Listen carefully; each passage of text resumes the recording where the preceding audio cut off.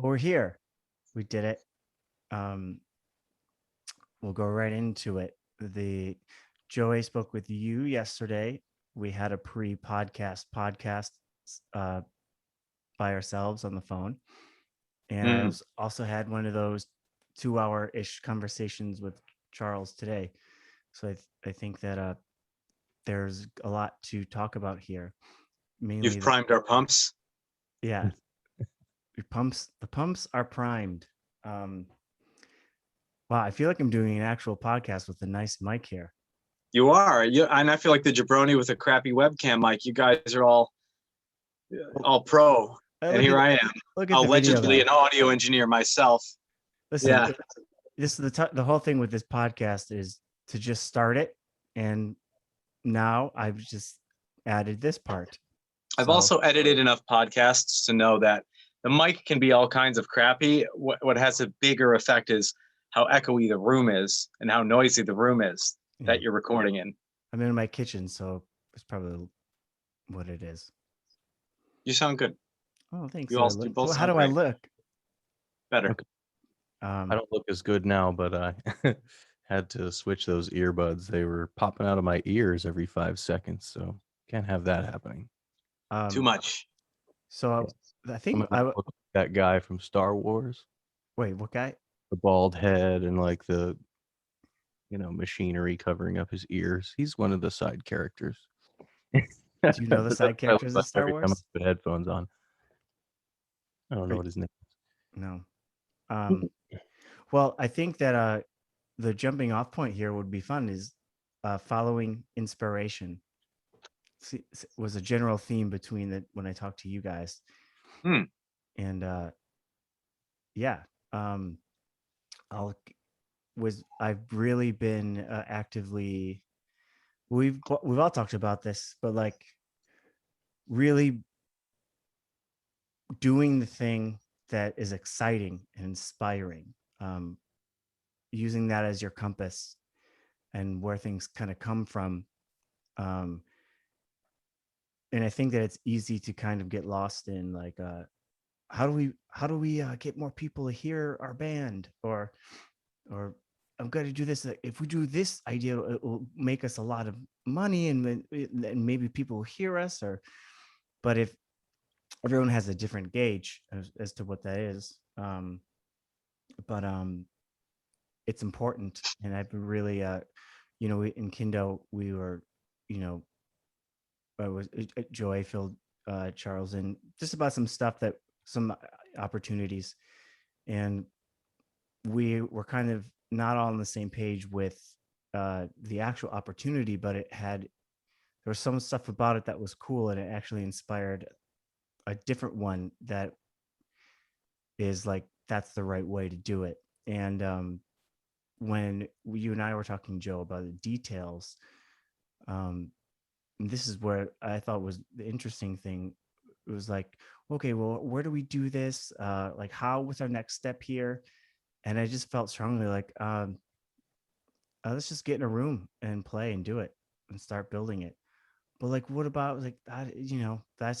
That stuff will come because the more inspired we are, the that will inspire more of the details. And actually, the details, if we're not married to what the outcome is and kind of more exploring it as we're Mhm. building it, and not knowing that, just knowing that those details will come, but it's not like we're waiting around. It's just kind of the first step is, hey, this idea is cool. Let's make a first step and just see how we're feeling about it, and just keep going from there. Um, yeah. Um, and I guess I would like I don't know who wants to speak about that. Well, I can speak to my admitted weakness that I have towards operating that way. I have always had difficulty getting excited about anything um, unless I could see the path to some kind of goal, some kind of bigger thing. So my trouble is like in our conversation, my mind wants to go to all these details. Like, well, I got to start fleshing these details out now to make sure. And part, like, it's a couple things, right? The other layer is I need to pitch this to our band, and it's not guaranteed that everyone will be excited as Jeff and I am about this idea. So how, people are going to immediately start punching holes in it if they're not set on fire by the idea. They're going to want to test it, as they should. So I just I get all this anxiety and I try to grab on and control the whole thing. And it's becoming increasingly evident that I just need to enter novice mode when it comes to the skill of just trusting in the unfolding of something, and being able to be excited just to get to step one, and not require a constant eye on the finish line, some proverbial finish line that's arbitrary too, that I'm imagining. That's kind of the paradigm I've lived most of my life in, is, well, I can't be excited until I can see that it's really possible in my mind somehow. And, there's some functionality to that, but I think it's been far too dominant and far too default a mode for me when it comes to letting life excite me, and I think it's a form of trying to exercise control over things, not wanting to be disappointed. I don't want to get my hopes up, so let me punch holes in it right away before that happens, that kind of thing. And not to sabotage it, but it does sabotage my joy. And it does sabotage that feeling of inspiration, that lightness that comes from having some direction thrust upon your shoulders. It robs me of that, and it turns it into this problem to solve for, and that's yeah, I really need to begin practicing a deeper awareness of that reaction, and deliberately practicing faith in the next thing that's supposed to happen is going to happen. I'm not doing any of this anyways. Just let go and let it do what it's doing, instead of grasping so much. So yeah, that's what came to mind, Jeff, when you were sharing that, and when I was just reflecting on our conversation. Yeah, Chuck, when we were talking earlier today, one thing that I forgot to mention was obviously I've been on a big U2 kick, but Paul McGuinness, their manager, was instrumental in their success, very much so. He only managed one band before U2, and that didn't last very long, and then he managed U2, and then he did pretty well.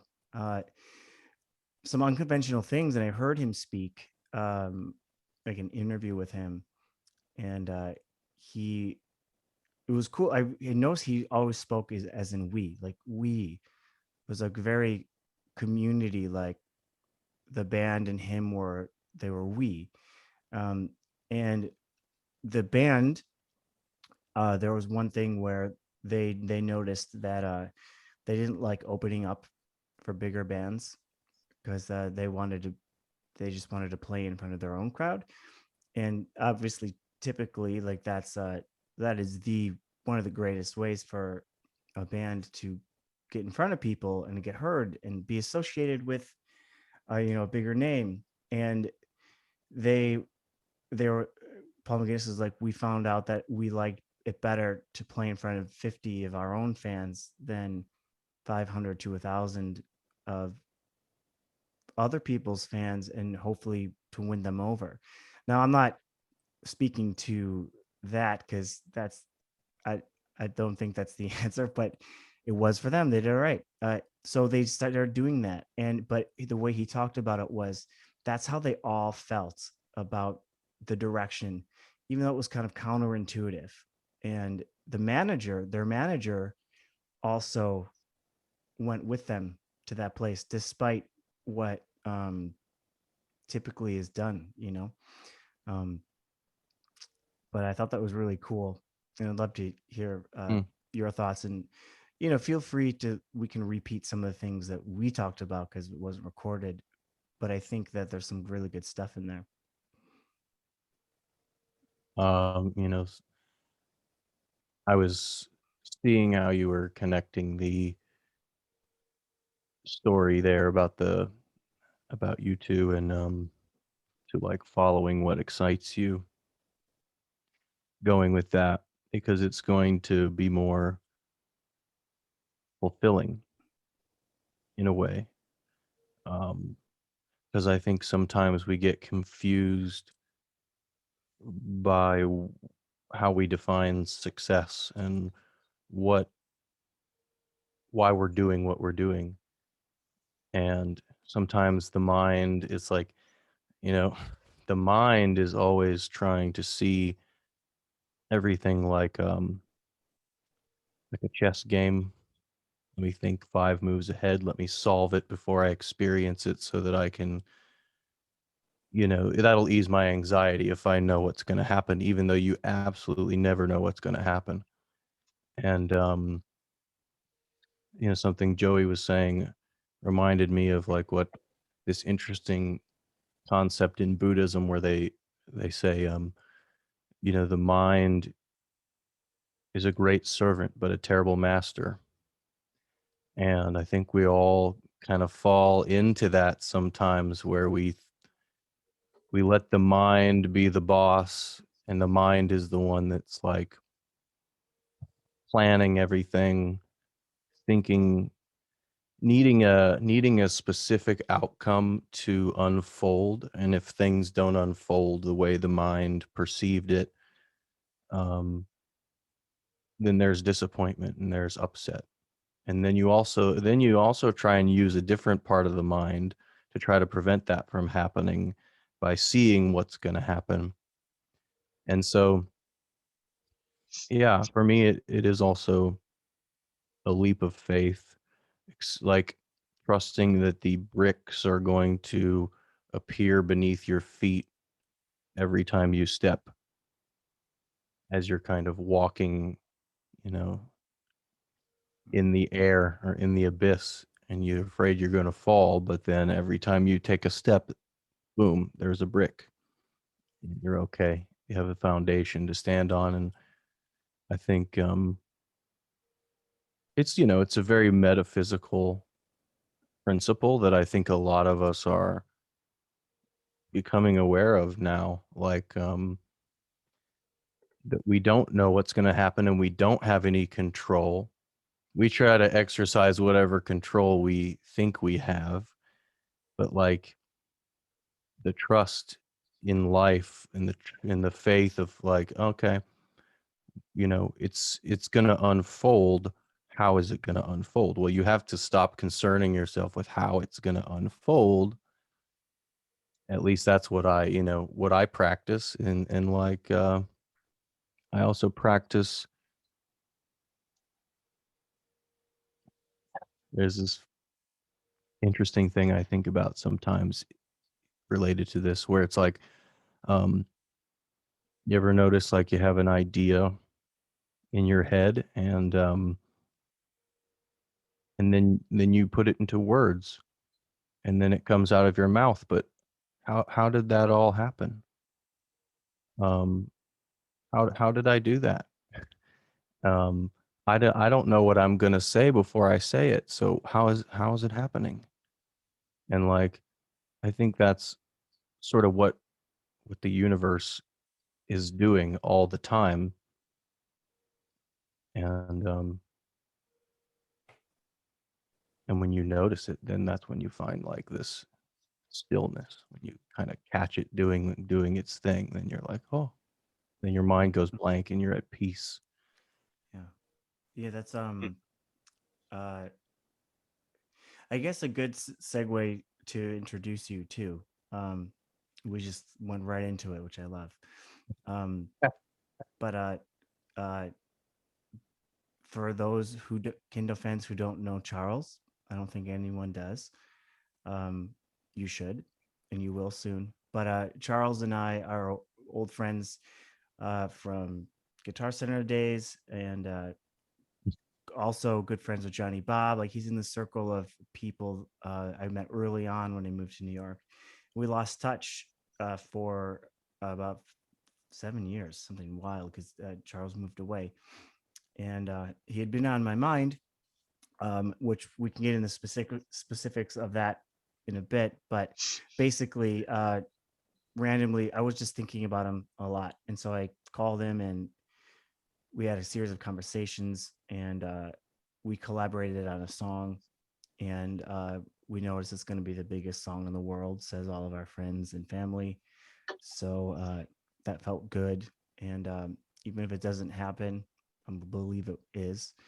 Um, no, but it definitely really something special happened, and then we've been collaborating, writing songs together, and it's really great. And so that's how Charles is here, and I've always wanted us three to talk about universe sort of stuff and stuff like this. Um, and to what you were saying about our experience with the Dead Sages, which is our name, don't wear it out. Um, the I was telling Joey, it kind of feels like we are in the we're not in the driver's seat. We're kind of like, this has kind of been a crazy like couple months where it's just like, wow, this is happening. Normally what happens to a band in like, I don't know, a longer time than a couple of months, is so, but we're not doing any of it. So I've been learning a lot. And whose phone is ringing? It's mine. You know who it is, Joey? I can't Who? believe you It's actually amazing did that. Amy You're Harlan. Oh wow, does she call you? No, I haven't spoken to her since the music video. We did a music video, and we hired a contortionist. Oh. And she's awesome. She was like, I think she's like 65. So she's she's of age. She was awesome, and she's hilarious. And she just called me, and that I haven't spoken to her since. So I wonder what that is. Hi, Amy. But yeah, I wanted to start off more over with your experience, because Joey has known me a long time, so he also knows, yeah, you two are getting to know each other. I think very kindred spirits, both singers and good ones, and star seeds, and really good friends of mine. Um, what the experience has been like for you with the Dead Sages, and like more about the universe stuff and less about what we are doing, less about us.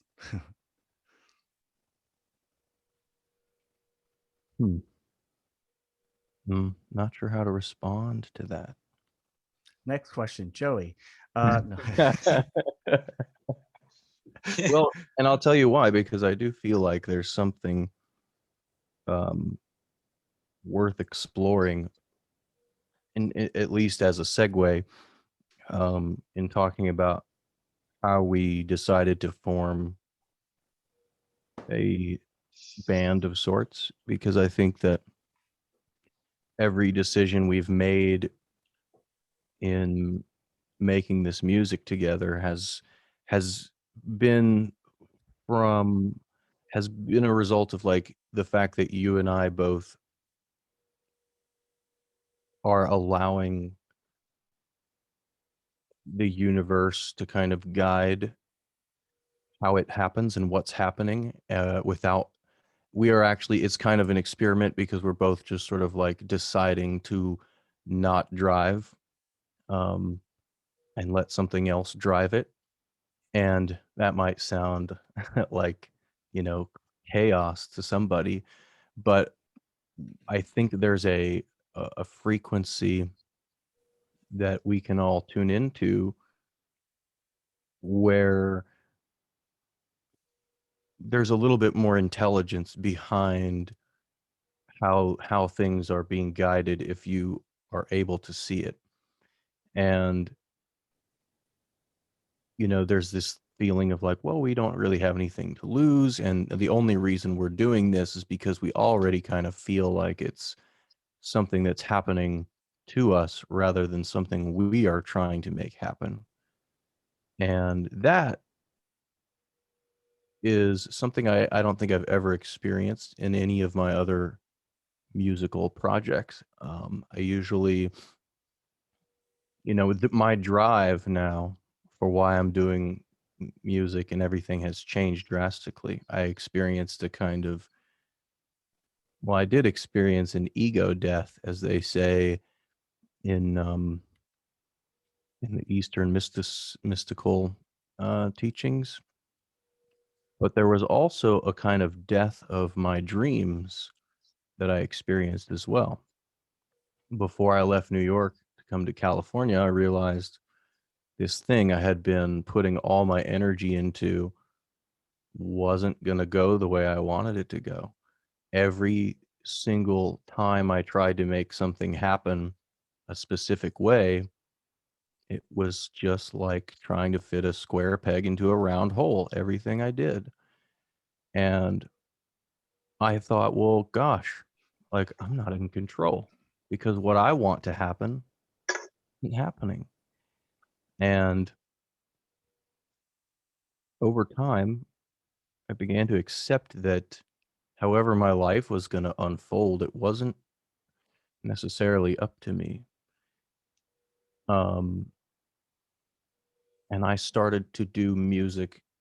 Well, what happened was that death of the dream that I was going to be some, big rock star or something, letting that go was like almost the best thing that ever happened to me, because I decided in that case to shift the thing that I was most focused on from music to my, what I call my spiritual path, which is, the path of self-inquiry, the path of trying to connect more with my heart and just be the most like loving being that I can possibly be.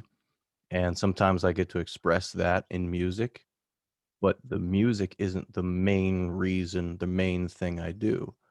And what I found out was as soon as I started putting my spiritual path as my main focus, the music came really easily and all this stuff just started happening, because there's this interesting concept that there's this guy named Daryl Anka, and he channels this being, this extraterrestrial being known as Bashar. And Bashar has put this into words that I think are like the best I've ever heard anybody say it. And he says that and I'm super paraphrasing, but he says um like the way that you want something to happen is holding on to that is what keeps it from coming to you. As soon as you stop trying to control what form it takes, then you allow it to come closer to you. But that's scary because you're like, but what if it doesn't look like how I want it to look? Like, if it doesn't look how I want it to look, am I still going to want it? And that's where, the leap of faith comes in again, because then you're like, well, maybe what's in control here has a better idea of what would make me happy than my mind. And so once I just like let go of all that shit, really cool stuff started to happen. I was always having synchronicities from, I'd say, about 10 years ago is when I started to have this, what they call the awakening experience. When you become, basically you become conscious that you are a soul versus thinking that you are a human being have, with this, that this incarnation is all that you are, you sort of snap out of that, and then you kind of sit in the back seat and just watch yourself living your life like, oh, this is just one life of like thousands, if not millions of lives that I've lived and am going to live. And there's a sort of freedom that comes from realizing that you no longer, not everything has to be perfect anymore. Um, it's, I'm still going through it. I have not arrived at the mountaintop, but I think it's something where a lot of us on this wavelength are going through to various degrees. And I'm not, I think Jeff and I have talked about this. I'm not, you know, on a higher level. I just woke up first, like, and I'm not the first person in the world to wake up. I'm saying we look at others like they're on some higher level, uh, or we look at them like they're on some lower level. But it's really just that, like, we're at varying degrees of waking up, as they say. What level do you see me on? Lower, higher, kind of equal? This is a trick question. Honestly, I try not to think about things that way. So lower. Great. Thanks.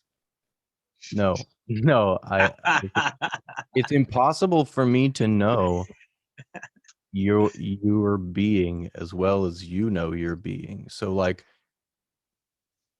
it's complicated to me. I put it that way because you have said you think I'm your spiritual older brother. That's By only 4 years. You but guys I both wouldn't are. have, I wouldn't have even thought about that if you hadn't said that. Came from somewhere. Joey's also my older brother by about 4 years. But sometimes little brothers can be big brothers and can teach you stuff. It's true. So I just was reconciled with my little brother, and that is a very true thing. He's a part of who I am, And when he was gone, he was in prison. So was part of me. Didn't have access to him, and I didn't know that was what that was when I was going through it. I was just kind of depressed and broken. And then when he got out, I felt like this part of me like start to turn back online all of a sudden. That it like surprised me. I was like, oh, I was kind of part dead this whole time, and now I don't know. I can't explain it. That's just kind of the correlation that I noticed. Anyways, that's a bit of a sidestep from what Chuck was addressing, but I think I'm very fascinated in and interested in what does it take to practice such faith, and does one need to receive the grace of this awakening before one can practice that depth of faith, or simply the act of faith the way to that ultimate grace? What would you say in your experience, Chuck or Jeff? How do your stories lay onto that, and what has it felt like? What has the experience felt like for you? Okay, let me think about this for a second. The experiences that I've had that have felt like completely out of my control,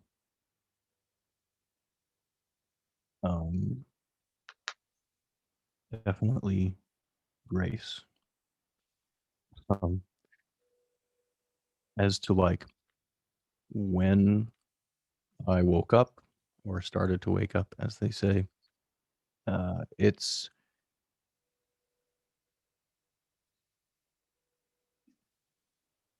it has to do with co-creation of your reality.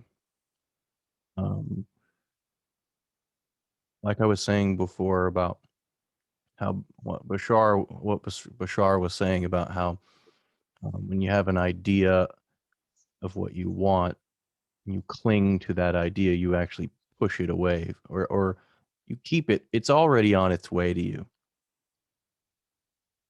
You just keep it at bay because you don't understand how it works. Um, so if if you want to, if you feel like you want to awaken, that's something you're also attracting. And then when it comes to you, like, you will have experiences that I would define as grace, but I'm not sure I would put it in those terms. And the reason is just because there are like so many levels on which we can think about this. And I tend to think of, you know, I tend to think of grace as something that's pushes you to grow, pushes you to expand your consciousness. And sometimes it can be really painful. Sometimes it can be something that just crushes you. And when they say if it doesn't kill you, it makes you stronger, like, yeah, that's how how I see that. Mm. Oh, Yeah, that makes a lot of sense. And in some sense, the terms that I presented are making some assumptions about the nature of reality that aren't necessarily true, such as that you are doing any of this in the first place, and that you know yeah. that you have a will that can be exercised in a meaningful way. But rather, it could be more accurately put, at least, that there's the appearance of such a will. We could say that there's the appearance of you exercising your will. Oh boy, yeah. You There's the know, appearance of choice. right, right. We can say that. That's about as much as we can say, though, insofar as that. So ultimately, it is a grace, but it is a grace through your own. It our minds like to think of things as happening chronologically, like what happens first, right? But they happen at the same time. There's a letting go and a receiving that happens just in sync. It's a dance. Yeah. You know, and that is the beautifully terrible simple truth of it that is so hard to grasp. But as Christ has put it, the faith of a child is needed. A simple faith. It's that simple. But as adults, I think it's part of our journeys to, everyone's a child, and everyone has that faith when you're a child. And then you grow to be an adult, and you get lost in the dream a bit, and you get beat up, and coming out of the other side of it, and then finding that faith again, it becomes a very powerful happening. It's like just part of a flower blooming or something like that. Like, it needs to go through that. Mm-hmm. So it Butterfly seems. metamorphosis or whatever. Like, it's a Yeah. death, but then it's a rebirth. And that's sort of like that's the repeating pattern of the universe on all levels, is death and rebirth and death and rebirth. And like, everything is that happening all the time in the same moment. And that's just like, the mind is just like, does not compute. But it's a good thing, I think, because it's what allows us to have what we call our consensus reality.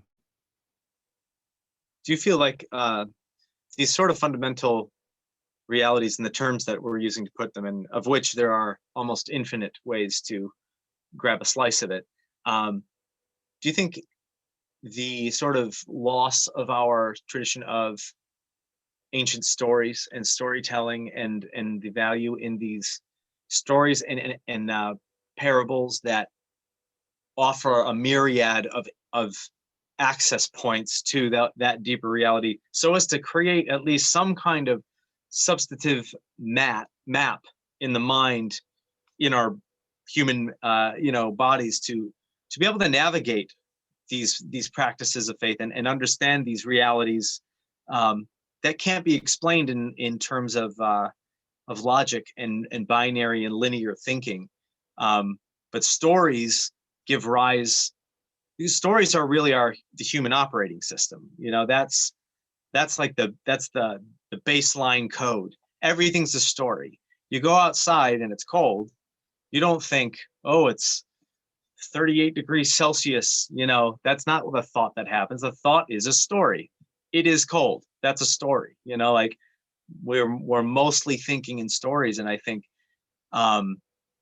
maybe the current swing of the pendulum has us placing too much value on, like you said, the mind, the intellect, the frontal cerebral cortex part of consciousness, and diminishing the importance and meaning of our heart, what we would refer to maybe as our heart centers, or our guts, our intuition, our senses. And so we kind of lose our way trying to use this very binary, inadequate tool to map actual reality. Sometimes I think even though our ancestors were much more simple-minded in terms of their, technical understanding of the universe, but had a much richer understanding of the core essence of reality through the stories and parables and things like that were shared and valued, and almost ubiquitous throughout culture. That's a bit of a divergence, but I'm just curious of what your thoughts are on that. I actually I don't think it's as much of a divergence. Well, I think actually I can speak to that. Like, so one of the things that I was thinking about when you were speaking about the mind, I tend to think about the mind as, well, I love computers. I do. The way I earn my living has all to do with computers, and I think you know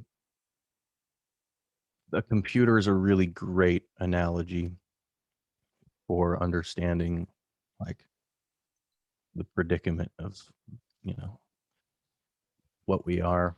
Like, the body is the hardware, body is the computer, the mind is like the software, and the consciousness is the user, the one who's using the software, using the computer to have an experience, to experience reality. um and something, one of the applications that comes along with this computer is something called the ego. And the ego um, takes abstraction and turns it into symbols, and turns it into language, turns it into words. So I think that the people of ancient times knew just as much, if not more, about the nature of reality, like you were saying.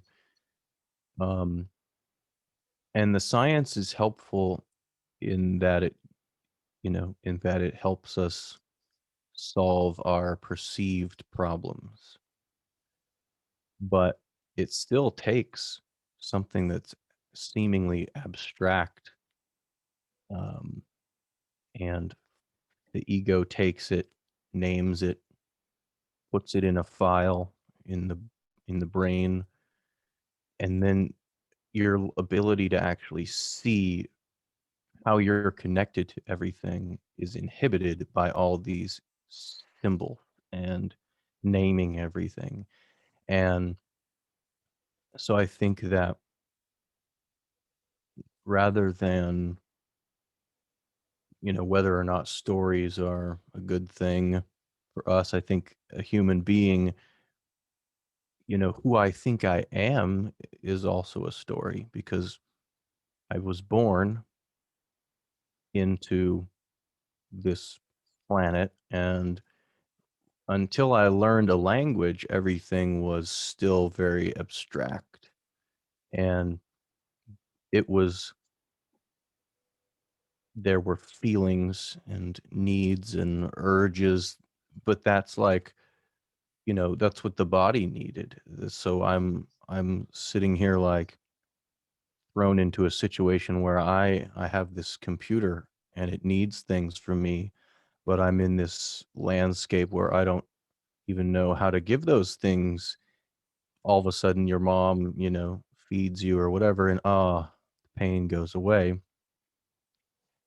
So now you have this concept of pain, and and then that's when it starts. You start You start categorize. recognizing patterns. Yes. And you know human pattern recognition is what we think separates us from the animals, or one of the big things. But Like our resolution, or the high resolution that we're able to detect patterns compared to like our next rung up, well, beneath us from an yeah. intellect. Yeah, that's And going back to what Jeff and I were talking about earlier about synchronicities, and sort of trusting the synchronicities that are happening. All of that uses pattern recognition, but it uses also like using the pattern recognition from a higher place of trust, a higher place of kind of observation, meaning. Like, there's a meaning for why this happened. I don't know what it is, but I do know that thing just happened is so relevant to what I was just thinking, or what I have just been going through, that it can't be meaningless. It can't be nothing. It has to be something. And if I play this game with myself, okay, let's pretend it's something. Let's see what happens next, universe.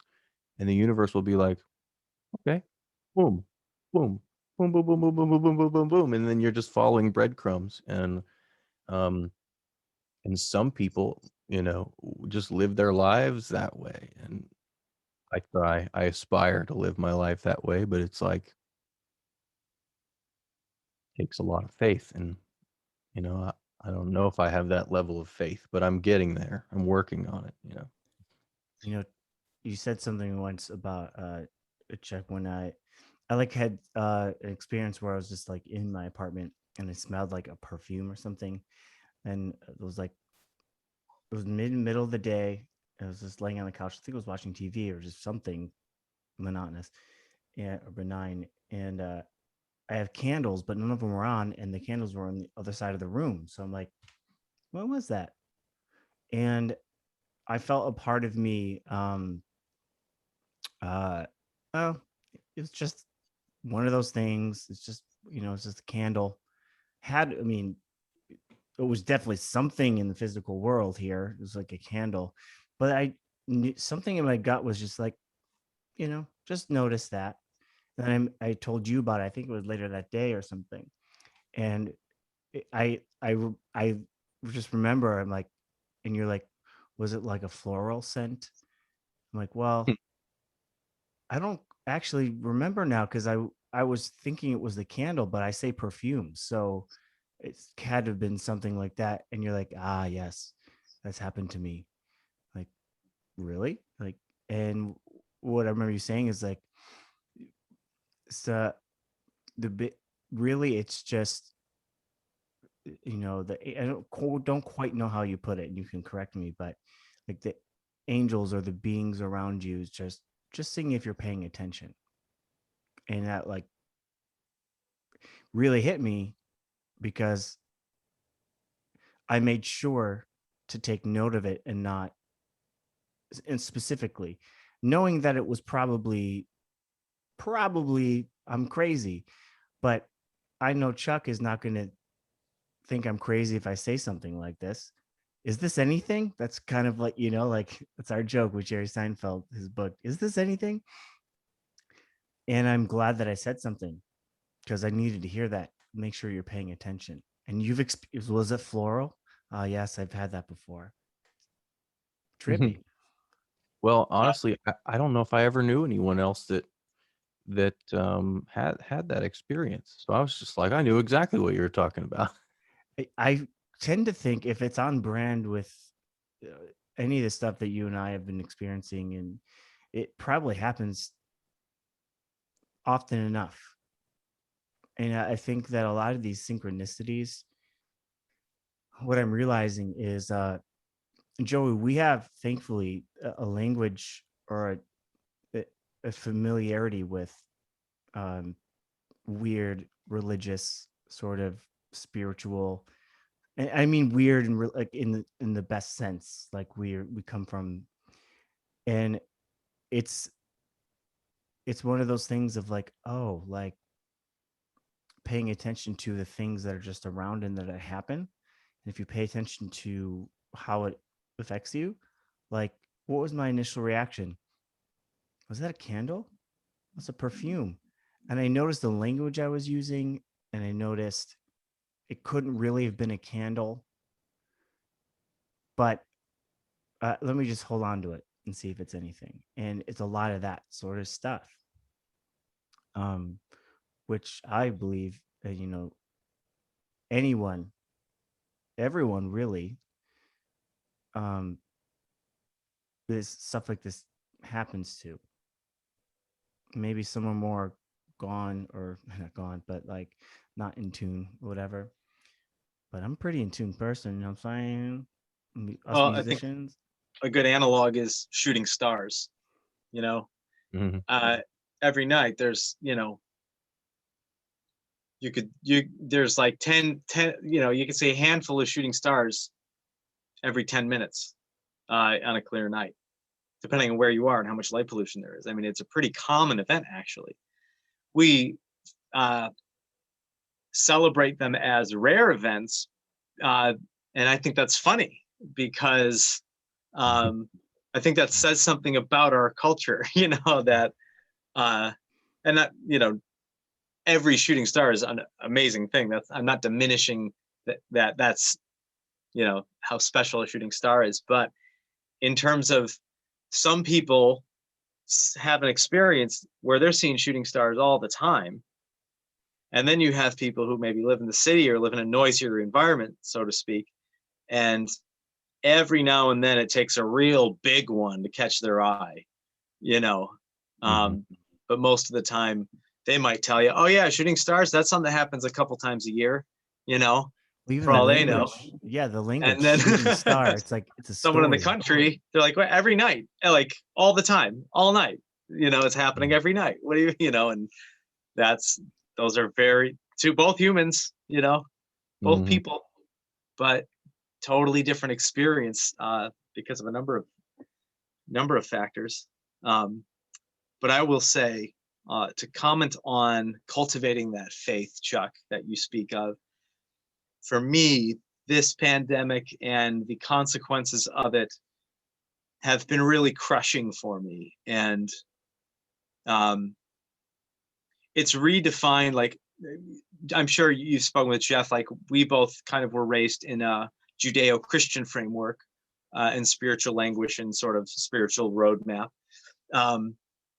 And it was, it's almost like it's a spiritual and Christian trope that like God crushes you down to then like breathe new life into you and make you new, that kind of thing. Or other analogs are like burning away dead wood, things like that. Or another analog is purifying gold. You have to heat it super hot to get it liquid, and you can anything that's not gold doesn't wash out, exactly.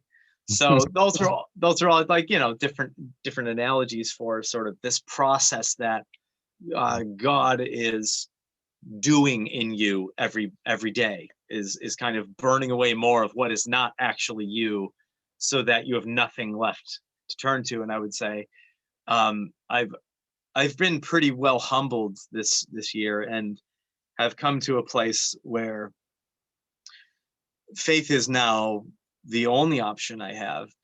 It's not even like a choice anymore. My illusion of control has been sufficiently shattered, and so I'm reminded frequently of how much at the mercy of all of it I am, and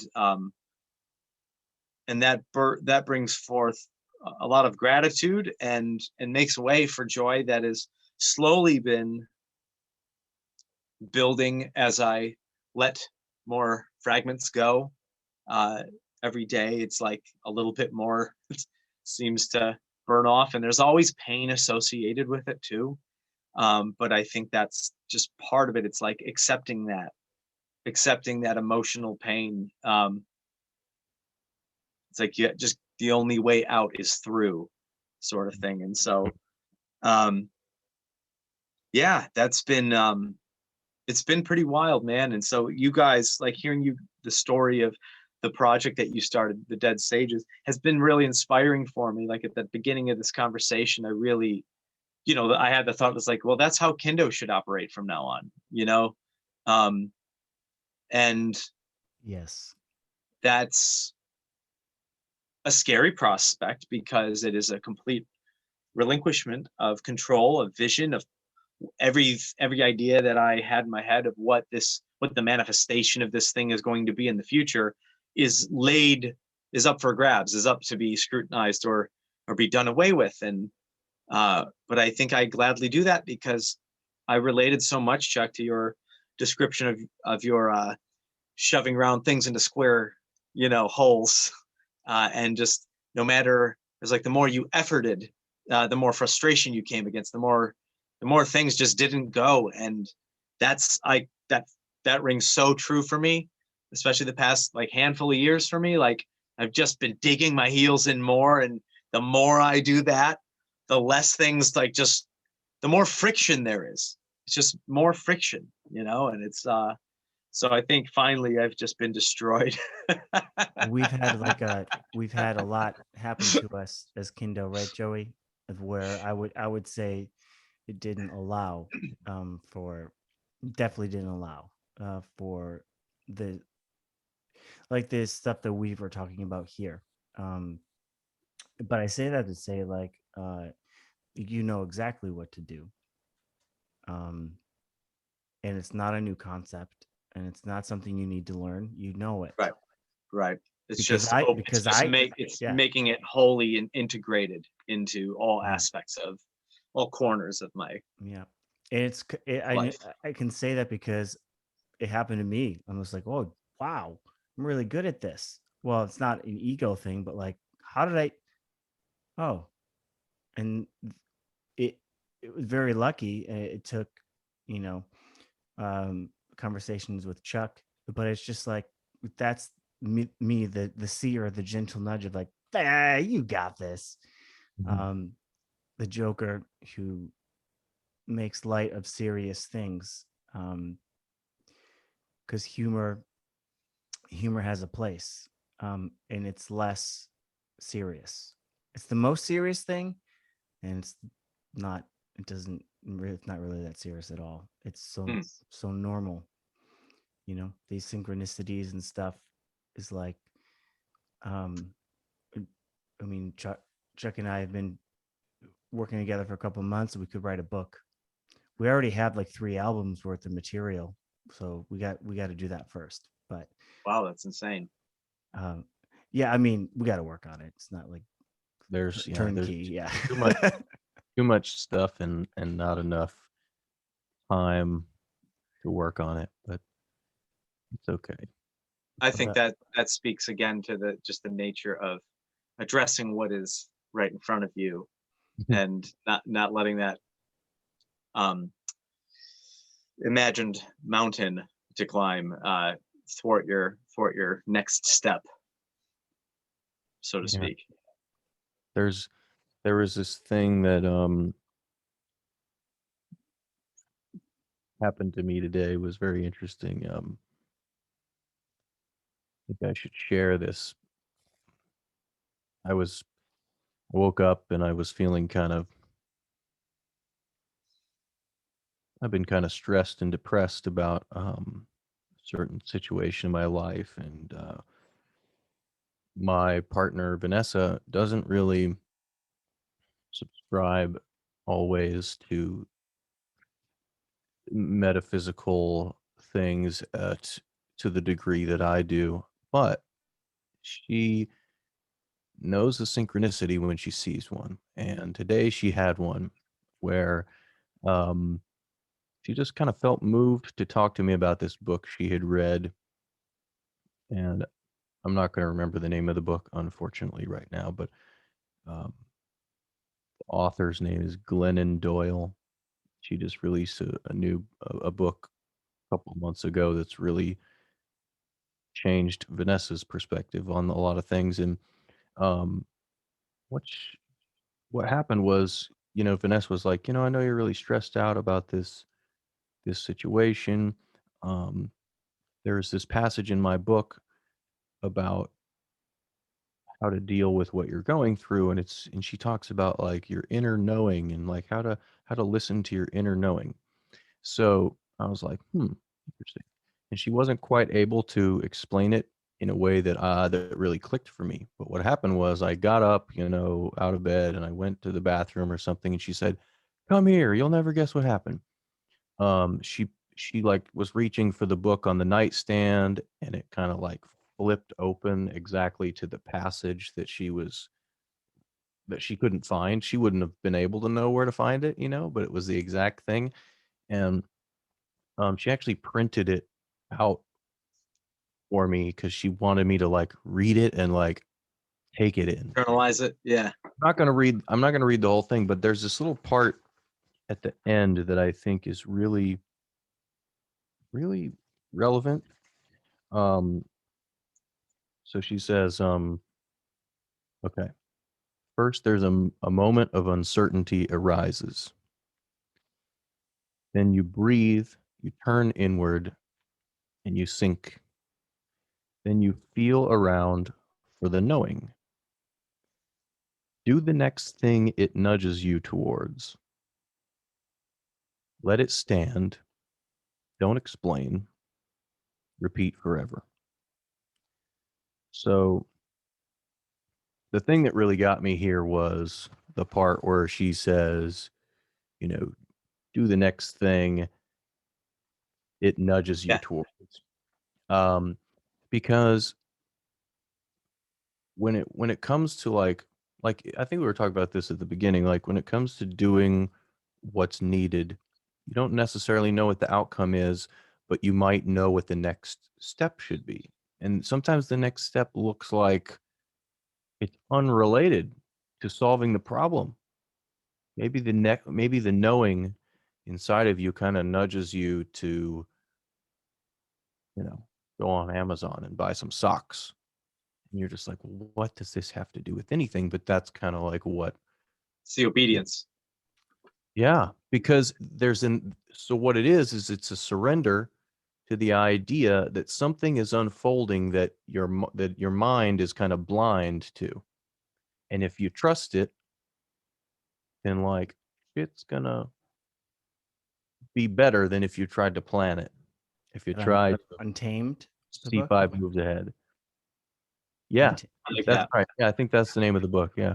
I typed in while you were talking because Yeah, and in case anyone's I listening. have not read the book, but Vanessa read the book, and she, printed this thing out for me, and it was really, it taps into what we were talking about.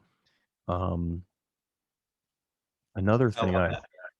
it's so well put because it's really not it's very practical. She doesn't put it in a way that's like super, excluding people with like sort of religious words or whatever. It's very like something anybody can do and put into practice at this very, core level that we all have access to. Yeah, she puts it in a very universal framework, which I appreciate. It's Yeah. like a sort of what's the word I'm looking for? The Rosetta Stone, version of Yeah. of how to How to read the to- universe, or how to. yeah. I'm personally like that seems to be something I'm drawn towards. Is I like I have my framework I grew up with, and now in my adulthood I've been studying Buddhism and Eastern frameworks, and very slowly I don't know if I'll ever know it as intimately as I know the Judeo-Christian framework, but I love laying them on top of each other and seeing the points that match, and knowing, all right, when this framework uses this language, the translation in this framework is this, and then the translation in this other framework is this, these different ways of describing fundamental reality. And I something about that is fun. It's just fun for me. I love it. I love seeing those connecting those dots. It makes me very happy. This is strange. Joey, there's I don't know why, but there's like a pull for me. I remember that you've told a lot of times, but never to Chuck or on this podcast, about the house that you drove by. Yes. Yes. Oh, my missing time. Yes. There's something there to explore, I think. Sure. Yeah, why don't we do this? And then I actually have to go eat dinner with Kate. I have some chicken chow mein that is cooling off to room temperature. But we didn't even talk about aliens. Bro, I knew immediately once we started this that we're just gonna have to do a bunch of follow-up episodes. No, this is the only one. Chow mein can wait. All right. You have chow mein. Chow mein's great. It's a good way to end with your story, though. That's crazy that's what it may end on. Let's go. Well, at least for me, you guys can continue chatting. But okay, so I had just graduated high school, so this would have been year 2000. And my dad got me this semi-hollow body de-armament bass, 3/4 scale bass, for a graduation present, and I loved this thing. And I had brought it to work. I worked at Manhattan Bagel at the time, and I was driving just like an old, I think it was an old Pontiac. Get out of work. I had the bass in the trunk, and I wanted to show my girlfriend at the time the bass, like she hadn't seen it. And so she lived out in the country a little bit more. So it was probably about a half-hour drive from where I was, and mostly one straight country road for like most of the time. And I've done this drive 100 times. It's it's no surprises. Still, I would say it was probably dusk. The sun was still out though. I mean, it was bright. It was not nighttime. I was not tired. I don't know. I was completely, my wits were about me. And I was driving down this road, and just like in film, when you're watching a film and it cuts, like cut scene, you know what I mean? I'm on the road, and then cut, I'm on the side of the road, and the car is like out of control, like on this dirt shoulder, and I'm trying to regain control of it. And it pops in and out of this ditch, like, how there's like a ditch beside a road, and then every now and then there's a like mini land bridge where there's a driveway. So I like popped. I mean, if I was just like a couple more feet the other way, I'd have been through the windshield, and it would have just hit that land bridge, and the car would have just dead stopped. But it popped out, and I fly into this like rock wall garden that kind of is a part of a gateway to this bigger property, and there's a house that's recessed back maybe 50 yards or so. And anyways, that happens. I crash, and I'm just in shock, obviously. The car's totaled. I'm physically, like, aside from my wrists, because I was like gripping the steering wheel so tight with terror, I get out of the car, and I'm just kind of like, I'm in shock. So I'm just processing what the hell was that. I think what I was processing just as much as the crash was the missing time, because it wasn't like, I don't like fall asleep at the wheel. That I can barely fall asleep in bed with lots of sedatives, like that, you know what I mean? Like, so what was freaked me out just as much as almost dying was, what the hell was that? What just happened? So I'm sitting there, there's smoke pouring out of my car, fluids are pouring out, car's destroyed. And the owner of this property is kind of slowly approaching me, and I'm kind of just pacing in his grass. I think I called the police, or I called my mom or something. And this guy, I hang up, and the guy's like, it's like, hey man, are you okay? I'm like, yeah, I'm okay. Like, I'm alive. He's like, I don't understand. He's like, you're the third car that's flown into this rock wall. Like, and I looked at him like, are you shitting me? Like, this is a very long country road with no turns. And this house, I knew this house because I would always notice it when I would pass it. It's kind of got more like, sort of, I guess, more Asian aesthetic in the roof design and whatnot. Like Japanese, yeah. Kind of Japanese, yeah.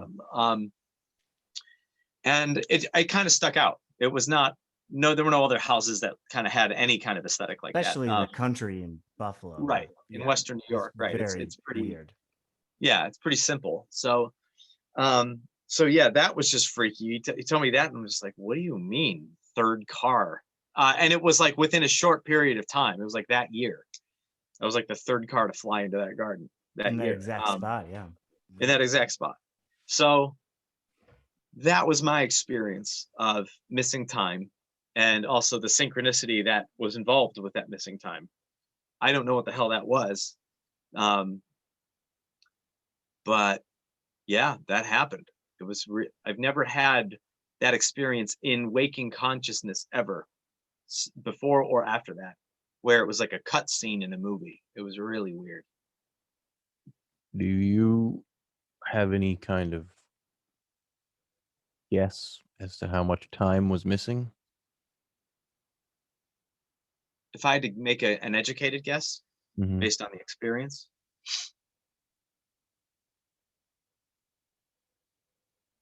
I mean, it could have been anywhere between 1 to 5 seconds.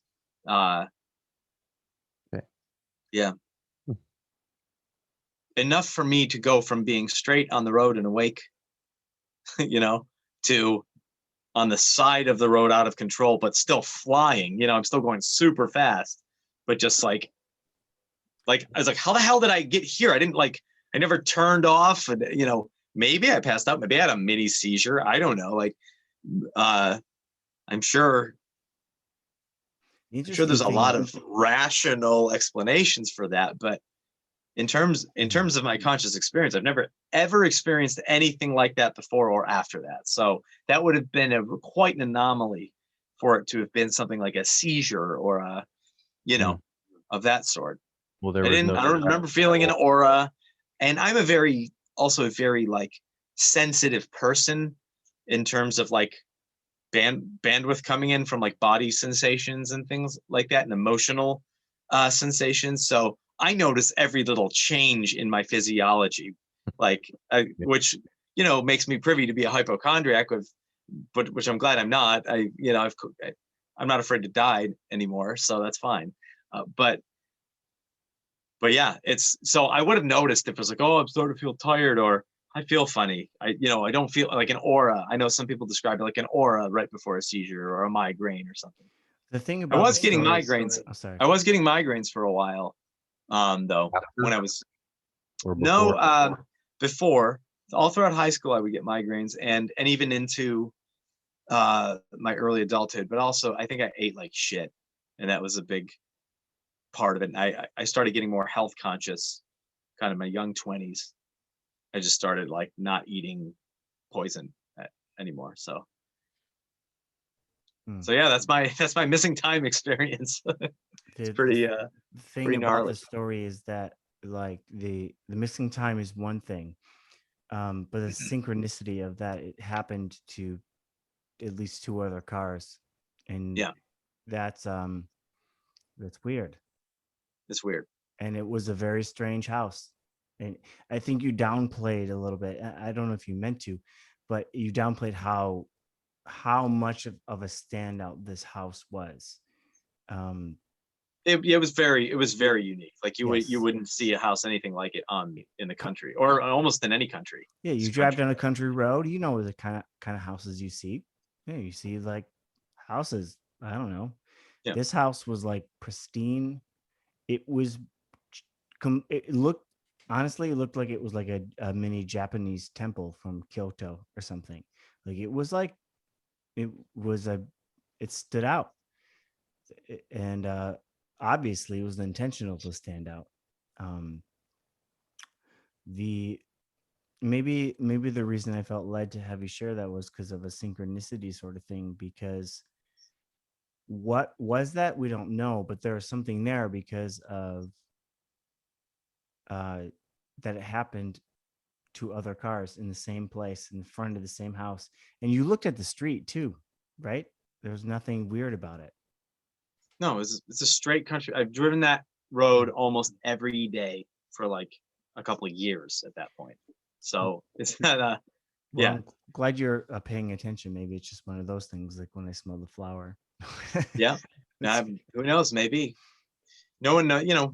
At the time, I guess if you wanted to try to do like the butterfly effect thing, like all the important things that had to happen that were affected by that event, that wouldn't have otherwise unfolded. I haven't done that math yet, but I'm sure there's some stuff there you'll find. You always find it. It's there. Western New But York is a weird place. It's very strange. I was telling Chuck about Niagara Falls. And he's never been there, but it's I don't like it. I don't like going there. Feels on the weird. American side, Both sides. Just oh really? being near the falls, being near Well, it. I like the falls. Well, it's beautiful, but there's like a pole to jump that is Yeah. not, and it, like the ancient Native Americans wrote about it. Um, there's something about Western New York, which is why I'm glad I'm gone, because I don't think it's great. I think it's a cloud. But that experience you had, Niagara Falls, Western New York, was something about it. Hmm. Where we come from. That's where we come from. Something about dancing in the dark, dancing with the darkness is intriguing, but you can't live in it. On that note, I do have to go, but I really appreciate you both, Chuck. So great getting to hear your heart and your life and sharing that, and it only makes me want to do this a lot more and just kind of keep sharing. There's so much more there's like 30 other things I want to talk about, but I can't right now. What are you doing tomorrow at noon? I got That's my line. but I love you guys. Yeah. Thanks Love so you much. too. Yeah, And to man. those listening, thanks for listening to me, listening to them. And you guys keep going. I don't know, whatever. Yeah, It's we're just gonna me. keep going for a little while. We'll see what happens. You can't just be like, all right, Joey's going, bye guys. Yep. We're done, because Joey was clearly the party. If I don't get to have fun, no one gets to have fun. Yeah. Go enjoy your chow mein. I'm gonna take my ball. I'm taking my ball. Game over. Game over. All right, I'll see you guys. Love you, dude. Okay. Bye. My God, glad that guy's gone. Yeah, man. I mean, we can pretty much end if you want. But yeah, yeah. I shared with you about Niagara Falls and all that stuff. Joey's experience was, he doesn't have, as I think this is only one. That's kind of similar to that, but there's like there is definitely a cloud or something over Western New York where we come from, which is why I don't go back. It's honestly something that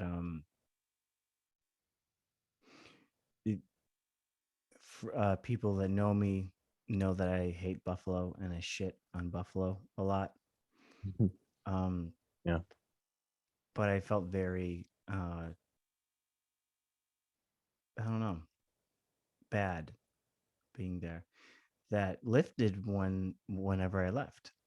It's very strange. It could be personal, but I don't think so. Maybe you mentioned something about a lay. Ley lines. Yeah, what is I thought honestly, I thought it auto corrected or something, and you meant to write key line. I didn't know even know. No, it's called they're called ley lines, and they're sort of like there's a grid that has been mapped out all over the entire Earth, which basically indicates where there are concentrated areas of energy. Um, and then, you can think of them as like chakras. So the Earth is like a living spiritual being that has chakras, and certain places on the Earth have like a concentrated amount of energy. Um, and what's what's so significant about that too is that a lot of like things like pyramids, there are, pyramids all over the world, not just in Egypt. And most of the time, if not all the time, they are sat right on top of either a ley line or the Mm, chakras themselves. So the ley line is, at least to my understanding, is sort of like, if you were to do connect the dots with the chakras, with those chakra points. And mm, then the ley line is sort of like, the line that connects the dots. So they put things on there and the build things on there. And the belief is that, the building or the structure or whatever's happening there kind of um, uses that energy. And it's a kind of, uh, you know, I don't know how to describe it, but it's the kind of energy that you might get from like a crystal or, mm. you know, just a spiritual energy. And some of those places can feel really holy. And some of those places can also feel really unholy. Um, Yeah. and I don't know anything about Buffalo, but I would be curious to know if there was something like that going on there. How do you find that out? I looked up. I might have been typing in keyline. Just look up a map of the ley lines and Mm, then try to like zoom in to mm. where that area is and see. Yeah. Well, it would make sense, being, recently discovering I'm very sensitive to crystals and stuff. You know, Yeah, uh, you know, grew up could being there sensitive could to. be some like just like a fuck ton of quartz or something underneath the land that you're sensitive to, and let's say like a big battle was fought there or something, and that crystal just kind of absorbed all of that negative Oh, energy and interesting. never got cleared because it's kind of under the ground, just storing it. Man, that's a good comic book story of like, oh, we just gotta clear this crystal. That's the answer. How do we clear it? Well, there's a event in the Death Star no one knew about that you just shoot one laser and it gets destroyed and the crystal's cleansed. Some sort of plot hole. Um, Yeah, yeah, interesting. Um, well, man, I we can I mean having a good time. yeah, Is there anything on your mind? great. No, not really. Giddy up, so then we're done. I'm very grateful to be invited to speak here to everyone and to the audience and to you and Joey. And yeah, there's so much to go into if if that's what people want to hear about. And I'm very happy to do it again sometime. Do you have like a 1-800 number people can call? Nope, Well, just certainly make not. one up. Um, 1-800 Chuck Preston. Easy. yeah, okay. I appreciate you doing that for me because I was Gotcha, yeah. really drawing a blank. Do you remember Mitch Hedberg's joke? He's like dialing numbers like 1-888 I love couches.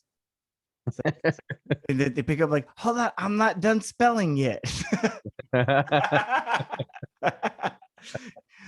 You're good. I know why they hired you. um, oh, that's cool, man. As we wrap up, I guess I'll just take this opportunity to let people know that I'm really excited about the music that you and I are making. This was not something I intended. I intended that Joey would be here a lot longer, and he failed us. So I'm going to talk about our band. No, I'm just kidding. Yeah, we've been writing some music called the Dead Sages, and Kindo fans, if you're still listening, yeah, I think it's pretty good. Think you'll like it. And Chuck is the singer, not me. You know, so I know you wanted me to be the singer. Um, but no, seriously, it's really special. Really like it is it Kindo Dead Sages are right there with each other. Um, you know, there's a part of me that says, you know, like Kindo is my my end all be all, my um, you know, my main squeeze. But I don't think those terms are necessary or real. Um, this has taken, at least now in my life, way more Dead Sages stuff than Kindo, and they're because of not because of lack of excitement of Kindo. It's just the role Joy finishing the songs allowed me to be really free to play guitar and write tunes. And it's also realized that's going to be a regular thing. They're going to be able to exist together and maybe become one super group. Um, but yeah, we have if any Kino fans are listening, because probably you know, my mom Amanda said she would listen. Um, but I feel like I want to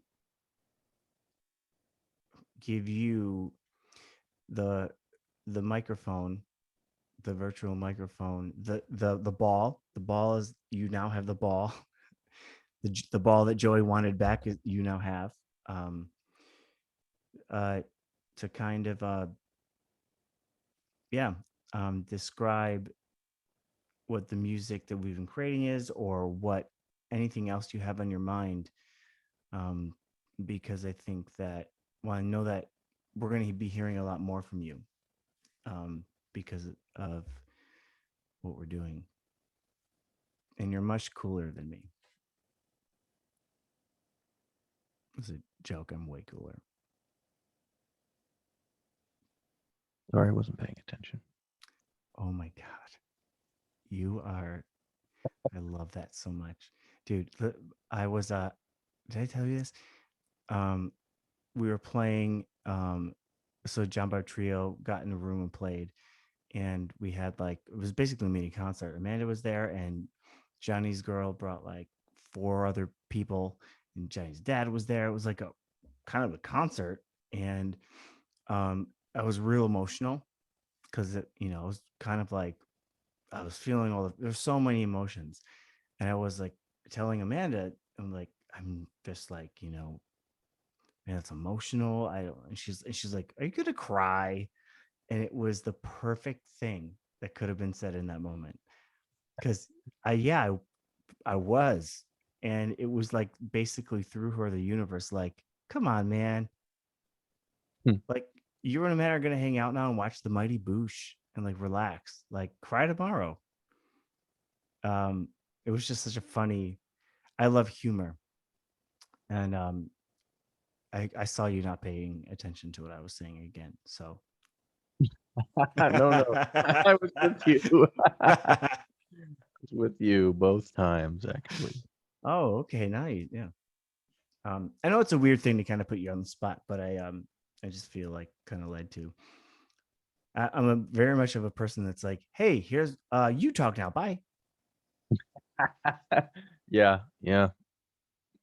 Well, I think here's what happened. I thought we were saying goodbye, and then this conversation kept going, and so my brain had already left the building, but my body's still here. So that's kind of what's going on with me. Wow. So check out the Dead Sages. Well, it's all good. We can end it. You know, I gotta go with what I'm feeling in the moment. Sometimes I don't know why it's there, but it is. But I think the thing that you accept that, Absolutely. Well, let's sign off. And I'm just gonna stop recording here, Chuck, so then we can Okay. talk for a second afterwards. Okay. I think we should just go 3, 2, 1, bye. There was this girlfriend I had when I was like 19, and we're like, you hang up. No, you hang up. No, you hang up. So I came up with a solution. We're like, all right, we'll count down from 3 backwards. 3, 2, 1, and then we'll go by. So we were like 3, 2, 1, bye. Did you hang up? And then we none of us hang up. So I love that so much. All right, 3, 2, 2, 1, 1. bye.